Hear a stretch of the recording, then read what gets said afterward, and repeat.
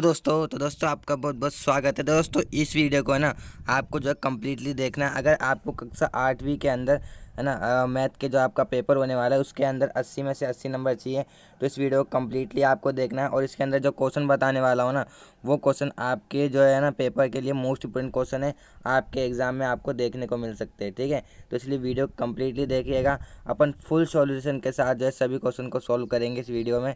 ठीक है, तो बिना स्किप करे वीडियो को देखना। तो चलिए चलते हैं क्वेश्चन के ऊपर।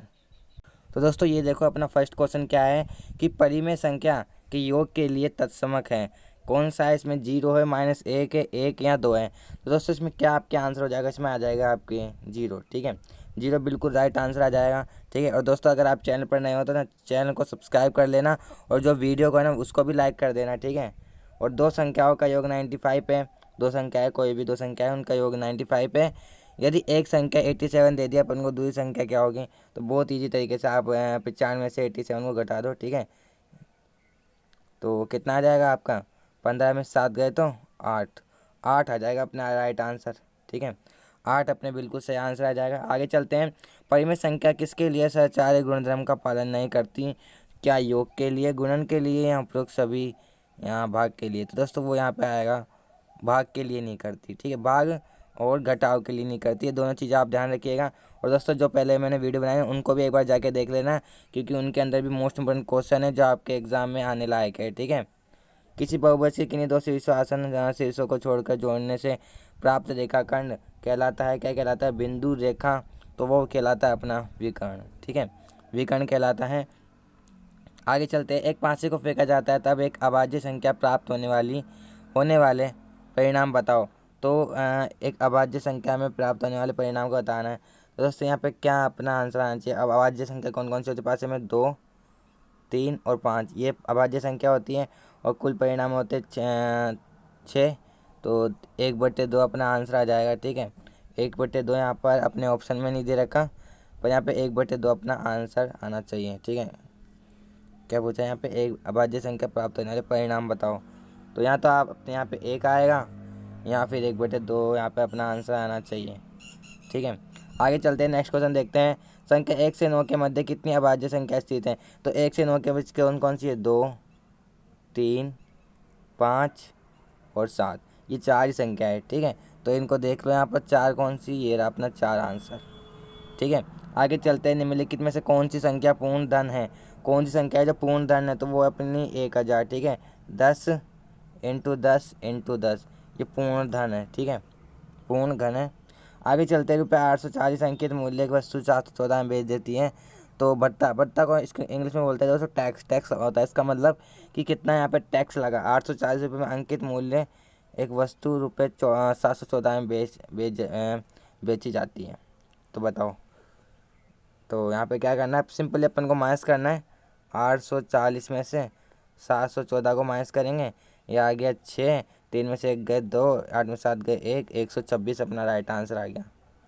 ठीक है, नेक्स्ट देखते हैं। नेक्स्ट और भी मोस्ट इंपोर्टेंट क्वेश्चन है। ठीक है दोस्तों, चैनल को मैं पहले बता रहा हूँ कि सब्सक्राइब कर देना। और अपन सुबह ना लाइव स्ट्रीम करेंगे। ठीक है, आपके पेपर के सुबह दिन अपन लाइव स्ट्रीम करेंगे और उसके अंदर जो क्वेश्चन लेके आऊँगा ना वो हर बार जैसे मैं आपके पेपर के दिन लेके आता हूँ ना लाइव स्ट्रीम सुबह में, और उसके अंदर जो क्वेश्चन बताता हूँ वही आते हैं आपके पेपर में।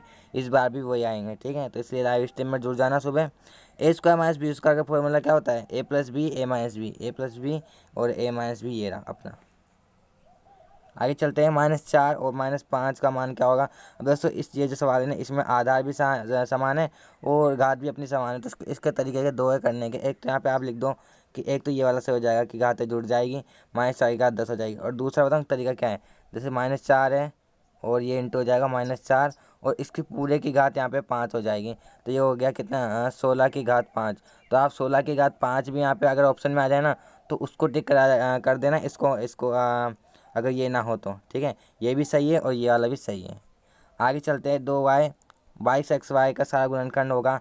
तो क्या सारा गुणनखंड होगा यहाँ पर? बताओ यहाँ पर जो दोनों में भाग चल जाए। तो यहाँ पे आप देख सकते हो कि 2y अपने दोनों में चल जाएगा। इसके पास भी 2y मिल जाएगा, इसके पास भी 2y अपन भाग दे देंगे इसका। आगे 4.9 का स्क्वायर क्या है? 4.9 का स्क्वायर क्या है?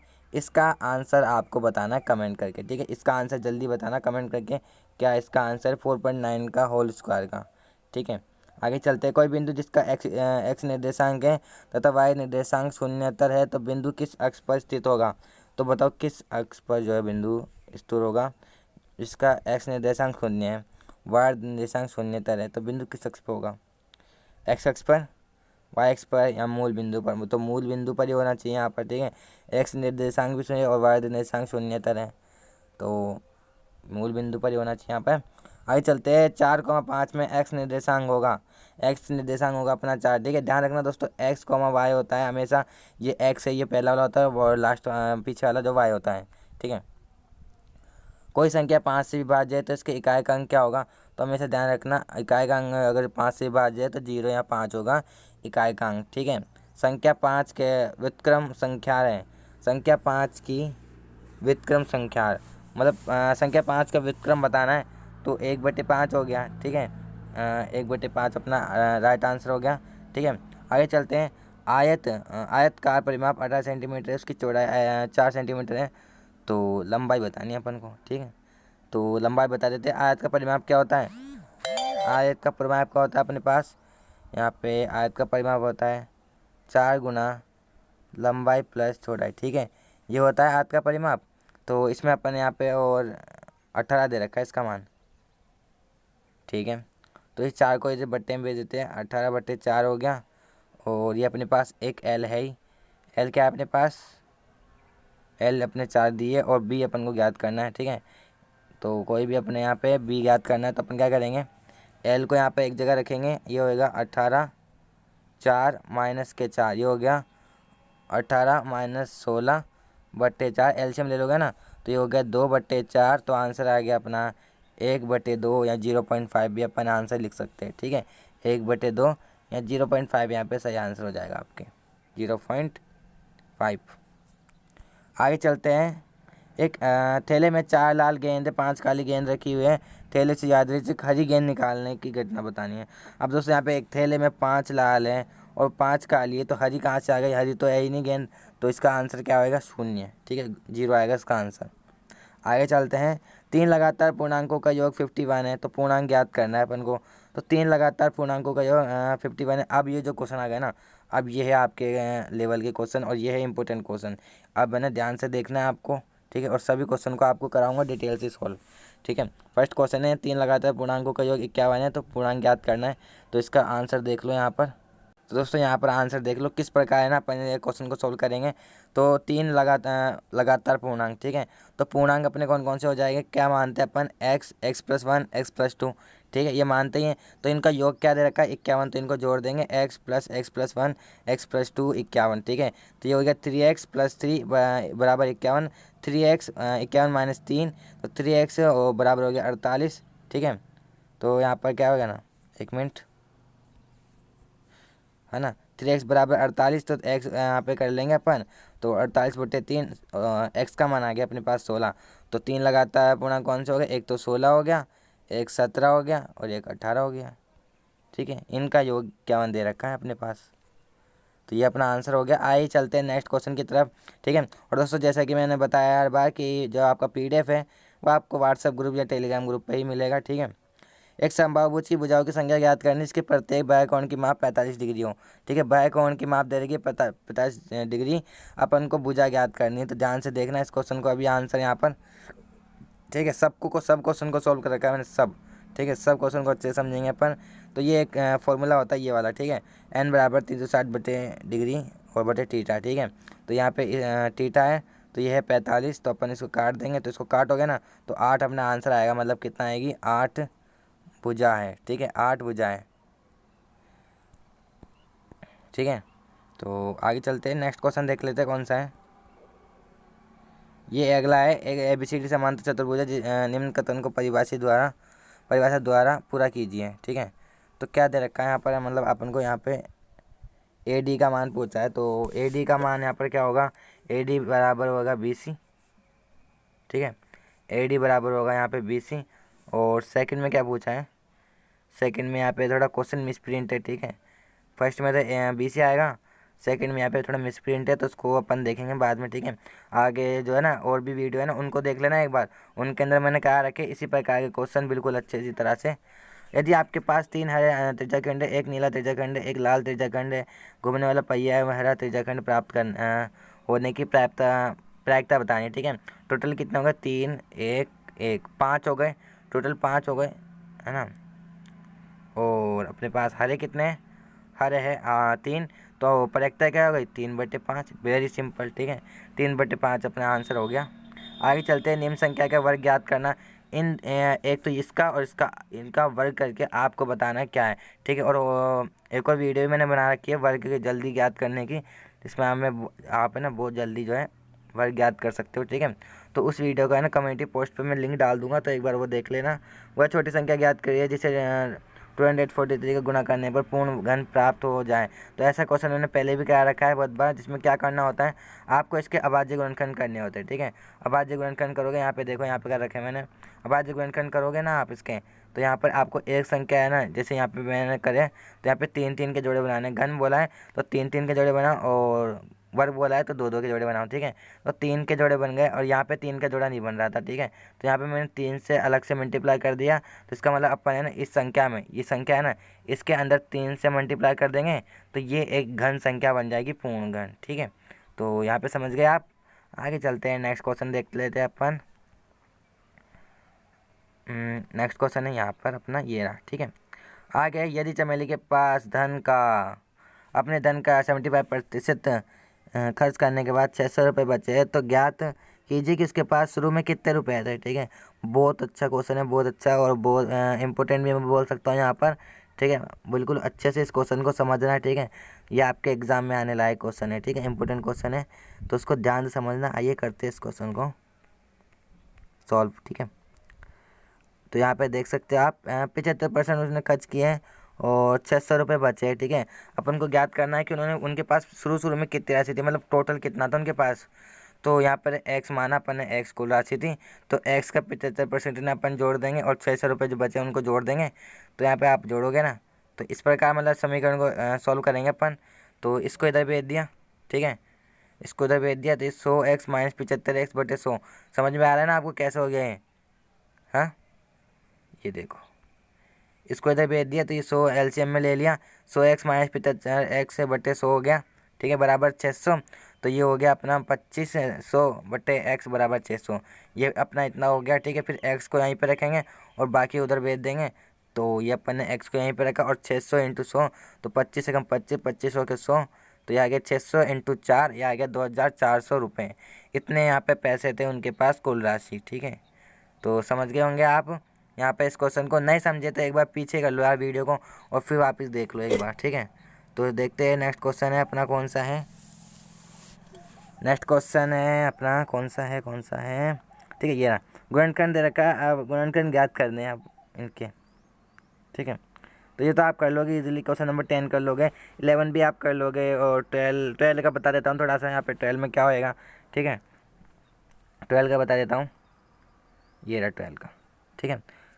ये रहा कि ये पहले दे देगा 2,1, ये कौन से चतुर्थांश में होगा, तो ये होगा फर्स्ट चतुर्थांश में, ठीक है। यहाँ मैं दिखा देता हूँ आपको, ये वाला फर्स्ट होता है, ये सेकंड होता है, ये थर्ड होता है, और ये अपना फोर्थ होता है, ठीक है। ये ध्यान रखिएगा, ऐसे यहाँ पर चक्की चलती है, ठीक है, ऐसे मतलब चक्की का यहाँ पे इस प्रकार ऐसे घूमते हैं, ठीक है। ये कौन 90 हो गया, ये पूरा 180 हो गया, फिर 270 और ये 360, ठीक है, ऐसे होता है कौन। और ध्यान रखिएगा ये, ठीक है, यहाँ पे दोनों जो है निर्देशांक प्लस होते हैं, यहाँ पे एक माइनस एक प्लस होता है, यहाँ पे दोनों माइनस होते हैं, यहाँ पे अपना एक प्लस एक माइनस होता है, ठीक है। तो यहाँ पे इसी प्रकार फर्स्ट में तो आएगा पहला चतुर्थांश, सेकंड में आएगा थर्ड चतुर्थांश, ठीक है। आगे चलते हैं, नेक्स्ट क्वेश्चन है अपना कौन सा है, नेक्स्ट क्वेश्चन ये रहा, ठीक है दोस्तों। ये वाला क्वेश्चन देखो, ये वाला, ये तो आप कर ही लोगे, ठीक है। गुणनखंड करने सिंपली आप बहुत इजी तरीके से कर लोगे। 13 क्वेश्चन है, 24x 3 का गुणज है, ऐसा क्वेश्चन मैंने पहले भी करा रखा है, ठीक है। इसमें क्या करते हैं कि इसको ना अपन भाग दे के देख लेंगे, ठीक है, कि 24 की जगह क्या रखे कि है ना गुणज है ना, क्योंकि तो पूरा भाग जाएगा। तो 3 8 × 24 कर दिया यहाँ, तो ये तो पूरा चला गया। अब बचा x, अब x की जगह अपन 3 रख सकते हैं, तो 3 एक कम 3, तो यानी x का मान क्या आएगा, x का मान अपन 3 रख लेंगे, x का मान 3 रख लेंगे, तो ये पूरा x का मान हो गया अपना, एक संख्या हो गई जो 3 से भाग चल जाएगी पूरी, 3 का गुणा जो है मतलब 6/13 माइनस के 7/19 के व्युत्क्रम से गुणा करो। 6/13 को इससे गुणा करना माइनस के 16/6 से, तो इसका आंसर यहाँ पे कर रखा है, देखते हैं क्या आंसर है, ये ना, ठीक है। तो माइनस 7/16 का व्युत्क्रम हो जाएगा माइनस के 16/7, तो इंटू कर देना सिंपली, माइनस में आंसर आएगा, इससे मल्टीप्लाई कर देना, इसको इससे मल्टीप्लाई कर देना, ठीक है। तो आगे देख लेते हैं, नेक्स्ट क्वेश्चन है अपना कौन सा है, ये है, अब ये ना ये वाला आलेख वाले, ठीक है। ये आप इजीली समझ के भी कर सकते हो, ठीक है, बहुत इजी क्वेश्चन होते हैं ये, इसमें ज़्यादा दिमाग आपको लगानी होता है, बस जो दिख रहा है उसको लिखना है। जैसे वर्ष 2002 में कितनी बिक्री हुई थी, तो 2002 में यहाँ पे देख सकते हो, यहाँ पे 4, ठीक है, ये 4% इतनी बिक्री हुई थी 2002 में, तो इससे आप आंसर कर सकते हो। किसी वर्ग की भुजा की लंबाई ज्ञात कीजिए, जिसका क्षेत्रफल 441 है ना, 441 मीटर स्क्वायर दे रखा है, ठीक है। तो इसका आंसर देख लेते हैं, बहुत इजी क्वेश्चन है, ऐसा ही मैंने कहा रखा है पहला, ठीक है, कि वर्ग का क्षेत्रफल क्या होता है, भुजा का स्क्वायर, ठीक है। तो यहाँ पे मैंने ए का स्क्वायर ले लिया, तो इसको स्क्वायर को उधर भेज देंगे, तो यहाँ पे ए का मान आ गया 21, यानी क्या हो गया भुजा का मान 21, 21, 21, 21 हो गया, ठीक।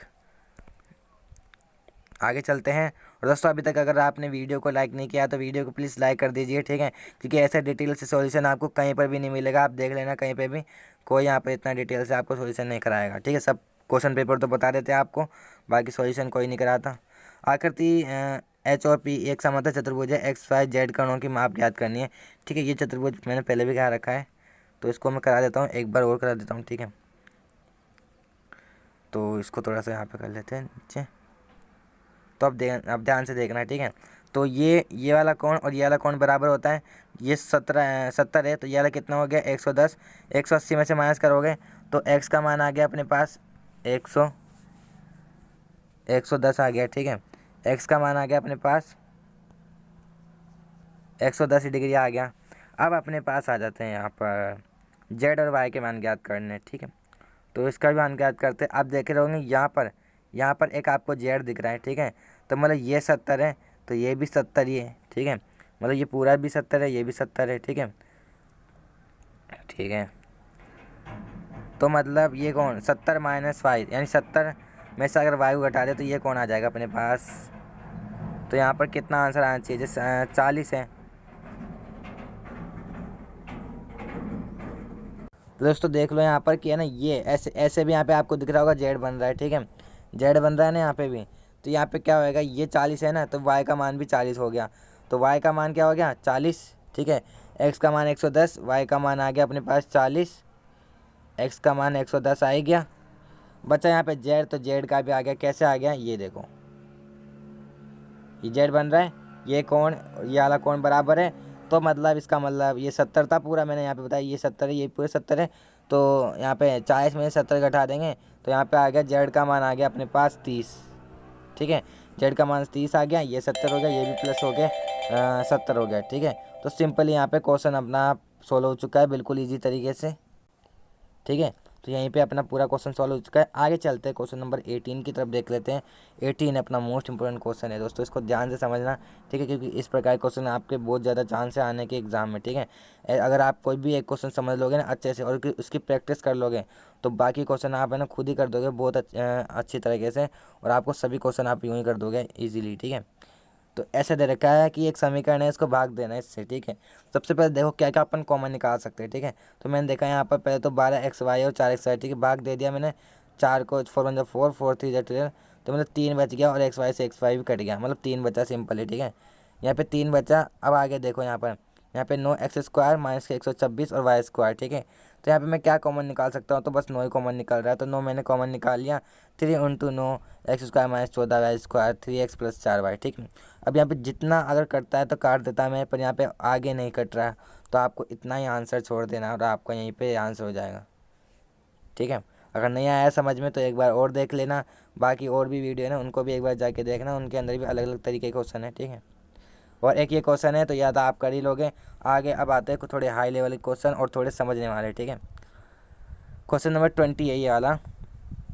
क्या दे रखा है, मुंशी के पास कुछ सिक्के रुपये 2 वाले, कुछ खुद रुपये वाले 5 वाले और रुपये 2 रुपये वाले सिक्कों की संख्या और 5 रुपये वाले सिक्कों की 3 गुनी है, तो उनके मूल्य का योग रुपये 77 है। तो दोनों प्रकार के सिक्कों की संख्या ज्ञात करनी है। बहुत अच्छा क्वेश्चन और बहुत लेवल का है, ठीक है, आपके एग्ज़ाम में आने लायक है, ठीक है। ध्यान समझना इस क्वेश्चन को, जिससे आपको कोई भी आप क्वेश्चन है तो दिक्कत नहीं आएगी, ठीक है। तो माना एक 5 वाले सिक्के एक्स है और 2 वाले सिक्के यहाँ पे 3 गुने हैं 5 के, तो 3x हो गया, ठीक है। कितना हो गया, आगे देखिए आगे क्या देखा है, 5 रुपये के एक सिक्के का मूल्य 5x है, ठीक है। मतलब 5 रुपये के x मूल्य कितना हो गया 5x, और कितना, और 2 रुपये के सिक्के जो है 3x, तो मूल्य कितना हो गया, मतलब यहाँ पे 5x है तो x से इंटू कर दिया तो 5x हो गया, और 2 को 3x से कर दिया तो 6x हो गया, ठीक है। तो ये तो मूल्य है, ये तो इनका मूल्य है, ठीक है। जैसे आपने यहाँ पे 2 रुपये के आपके पास 5 सिक्के हैं, तो यहाँ पे कितने हो गए 10 रुपये हो गए ना। तो इस प्रकार से यहाँ पे 6x है और 5x है, ठीक है। तो इसी प्रकार यहाँ पे क्या क्वेश्चन में क्या बोला था, 5x प्लस 6x, मतलब मूल्य का योग 77 है, तो 11x बराबर 77, x बराबर 77/11, तो x का मान आ गया अपने पास 7। समीकरण में रख देना 7 का मान x की जगह जहाँ जहाँ भी है आपको आंसर मिल जाएगा, ठीक है। चलते हैं नेक्स्ट क्वेश्चन की तरफ। उम्मीद करता हूँ आपको क्वेश्चन समझ में आ रहे होंगे, ठीक है। नहीं आ रहे तो आप कमेंट कर देना, ठीक है। जो क्वेश्चन नहीं आए ना फिर हम अपन को जो है लाइव आकर अपन को सॉल्व करेंगे फिर, ठीक है। ये क्वेश्चन है, इनको आपको करना है खुद अच्छे से, ज़्यादा इजी है यहाँ पे, ज़्यादा हार्ड क्वेश्चन नहीं है, ठीक है। इजीली आप कर लोगे। आगे देखते हैं ये वाला क्वेश्चन नंबर 22 है, इंपॉर्टेंट क्वेश्चन है, मोस्ट इंपॉर्टेंट क्वेश्चन, ठीक है। ऐसा आ सकता है, और ये वाला सरल कीजिए वाला भी, ठीक है। तो पहले क्वेश्चन नंबर 22 देख लेते हैं, ठीक है। और दोस्तों हो सके ना तो वीडियो को है ना सेव कर लिया करो, और इसको है ना 2x या 1.5x पे करके देख लिया करो, ठीक है। आगे चलते हैं, यहाँ पे ये रहा। तो यहाँ पे पी दे रखा है, मतलब रेट दे रखी है अपन को 12,000, ठीक है। और समय दे रखा है अपन को 3 समय दे रखा है ना, 3 वर्ष। और दर दे रखी है अपन को 10% की, तो अर्धवार्षिक करनी है, तो यहाँ पे 5% रह गई दर, तो ठीक है। तो मूलधन की मिश्र धन का यहाँ पे फॉर्मूला ये वाला अपना हो जाएगा, और सिंपली बस फॉर्मूले में फुट करना है और अपना आंसर आ गया ये प्रकार, ठीक है। ये अपना यहाँ पर आंसर आ गया ये रहा। तो यहाँ पर आप समझ गए होंगे क्या यहाँ पर है, कैसा है आंसर, ठीक है। और यहाँ पे और दिखा दूँ आपको कि क्वेश्चन क्या है,